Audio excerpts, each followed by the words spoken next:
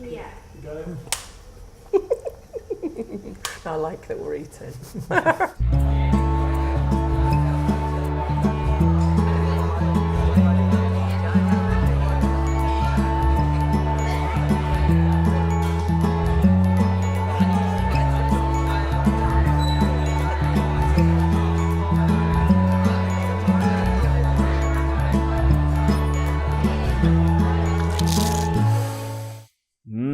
Morning, Heath. Morning. Thank you so much for joining us Thank you. to have breakfast and chat away to me.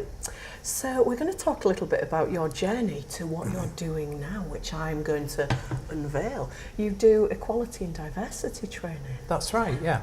But I'd love to be nosy. I get a bit like this on the show. Let's dive a little deeper. What has brought you to doing equality and diversity training? So my journey really started many years ago when I trained as a counsellor, which then I did for a few years and really loved, but that kind of morphed into more workplace mediation. So, workplace mediation? Yeah. So that's where you were supporting people in the workplace, were you, to communicate with each other? Yeah, or? to manage conflict really, so it's not counselling, it's Sure, really but about similar conflict skill. resolution. Yeah. Sure. So you got into that? Yeah.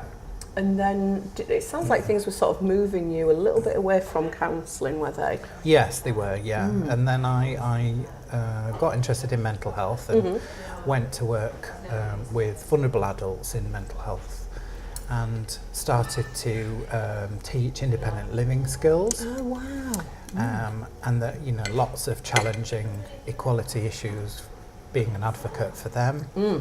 I then became a diversity champion with Stonewall for my employer and was delivering work-based equality and diversity training and really loved it. And I thought, this is my passion, this is what I want to do. I could make a business out of this. So when was this? Where were we up to in your career? What We're up sort to of... 2016, so relatively recently. Yeah. You really felt that you'd arrived at something that was maybe your calling almost. That's where you wanted to Definitely, focus. yeah. So I took a huge risk and left my job and set up a business. And, Oh, wow. and here we are today.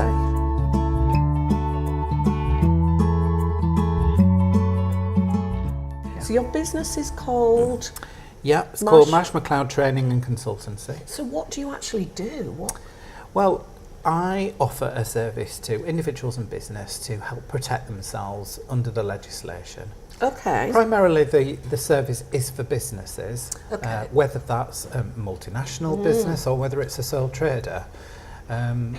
But then the benefit of that is that people feel more empowered to challenge prejudice, to challenge discrimination, to empower themselves, to feel more that they can be more of themselves in the workplace, because certain people are protected under the Equality Act. Yeah, let's talk about that. What does that mean? It means that those categories of people, there are 9 protected characteristics. So we'll take disability, for example. Okay. Whereas without that protection, employers might feel that they can easily dismiss or treat people less favourably because they've got a disability. Okay. And the Act says that you can't, that everybody has to be treated with fairness. Okay. Equality and diversity has really taken over for what used to be called equal opportunities in the workplace. Yeah, let's talk about what it means. What does the term equality and diversity really mean in real life for people? Yeah. So it means dignity and respect. Equality means fair treatment and equal rights. Okay. And diversity means difference.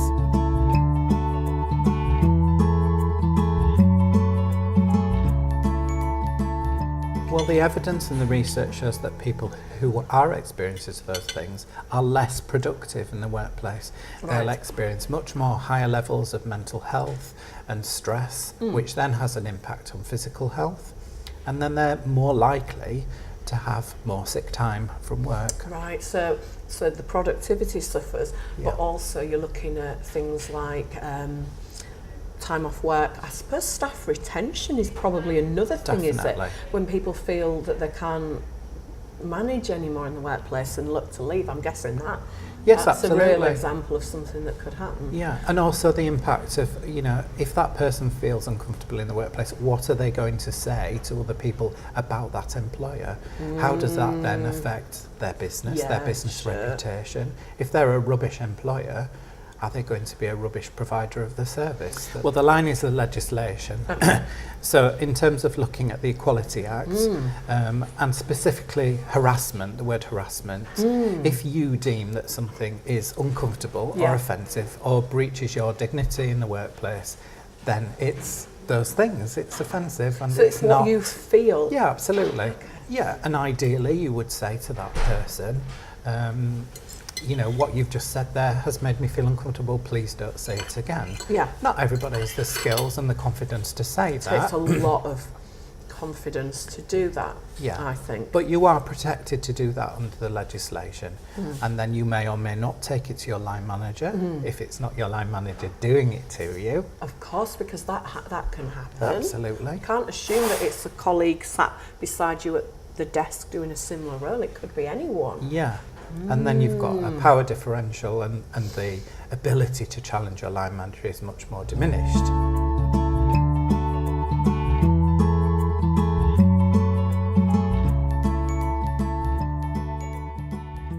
There must be people must make innocent comments sometimes without knowing. I'm not making excuses. Yes. I'm looking to just go a little deeper about what about the times where somebody really doesn't know that a term can cause offence? Are there any examples of that? Yeah, it's an interesting question because language and terminology is quite fluid. So what we might have used in the past, we might not deem to be socially acceptable now. Prime examples of that are the phrase nitty-gritty. Yeah, I'd like to talk about some of the nitty-gritty. It's kind of morphed into common day usage that we think it's getting down to the basics of doing things. Digging a little deeper, yes. Yeah, absolutely. Let's get to the core of what we're talking about, the nitty-gritty. However, lots of people might not be aware that that has racial origins. Does it? Yeah, absolutely. So the etymology of that phrase. Yeah. Tell me more. I'm really interested in language, so just tell me more about that. Well, it's a terminology that's originated from the slave trade. So the Really? nitty-gritty is the excrement at the bottom of the slave ship. That the gritty is the waste, and the nitty is the Negro population. Oh my goodness, that's where this term comes from? Yeah, so if you're not aware of the history of that, you're potentially using it innocently, thinking it's common day language. Possibly in a meeting. Possibly, or in literature, publications. And Putting it out there in the without public realising, sphere. you might be alienating a certain segment of the community that are highly offended by that terminology.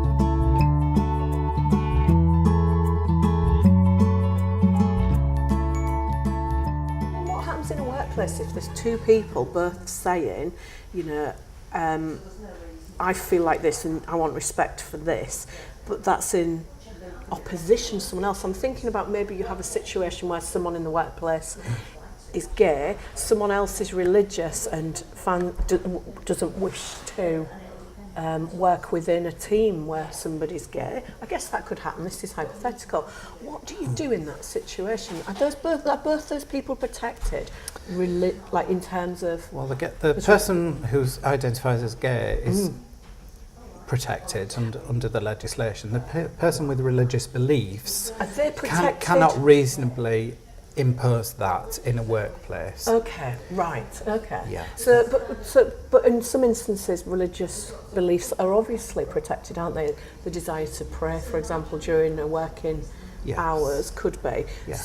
So it's about how everyone behaves professionally within a space. Absolutely, and really, your sexuality or your religious beliefs are not appropriate in the workplace. You're not there to be religious, or you're not there to be gay. Yes. You're there to do a job. Yeah. Is that what's really the crux of all of this? Is people are trying to label people, and then they decide, I like that label. I like this box of people. And this box, I don't really know about this box. This box, I'm not even looking at. Is that what all this is really about? And when it comes to equality and diversity, being comfortable taking the lid off each of those boxes and just Yeah, it's about if that's finding a really safe way of lifting that box and risking some of your own self to learn more about what you might have placed in that box that you might initially be uncomfortable about, which may or may not be based on your education, the culture that you've been brought up in, your knowledge or lack of knowledge about a certain thing that you've put in a box, be that a different culture or a different sexuality. Sure. Yeah, being willing to risk, learning more, enriching your life in a different way. Because we all make sense of the world by putting labels on things, We do. making judgments about things. We do that all the time. And some of it's unconscious, isn't it? Oh, absolutely. I would say a good 90% of it is unconscious. We open the door in the morning, we step out. We're instantly making judgments of the world. Sure. Is it safe to come out? Is it safe to cross the street? Is there a person on the other side of the street who I trust? Do I cross at that moment because I feel threatened by that person? And that might be that I'm threatened because they're a different colour, or they're disabled, or they're whatever. Isn't that interesting about my own judgments? And we all do that all of the time. Yeah. So it's about starting to get people to think about where are those judgments and assumptions come from, and how do they limit that person's experience of the world? If it's always in a negative way, are they willing to start risking thinking differently about those judgments and assumptions? I think we forget that you've just put a label on a human being, an individual, a person Yeah. with feelings and a life and experiences. Yes. So it sounds like you're trying to bring back into the workplace, bringing it back to it being a safe, respected place where managers are not afraid to seek advice, to talk about things, because I think sometimes things get swept under the carpet and They laughed do. off Yes. because it's like, well, I don't really know what to do and I don't know who to talk to about being a manager and not knowing how to handle it. So if I just laugh it off and make light of it, it can't really be a big issue. Yeah. Whereas I'm guessing that's where you come in, making a call to you to discuss it. Yeah. You can offer that support and guidance about how to move positively forward. Absolutely. And focus on the individual, like you've said, without placing a label on somebody. First and foremost, they're a person, Yes. and the labels that we may or may not place on ourselves or that person come after that. So they're Sure. a person with disabilities, they're a person who's gay, they're a Not a person... gay person, Yeah, a disabled absolutely. person. A It's disabled part of person, it. it's a person who has disabilities. Sure. And I think And very language often... does matter. It That's does. not about being pedantic No, at all. absolutely not. No. Language is about respect. Yeah. Thank you so much for today. Thank you It's very been much. amazing and I've learnt such a lot. We're going to put all your details below for people who'd like to know more about what we've been Lovely. talking about, so they can just contact you. And I'm guessing they can connect with you on social media, Yep. see some of what you're doing. So we'll put all of that below for people to take a peep at. Great. And thank you. Thank and you for best of having luck me. with your new business. Thanks very much. Great.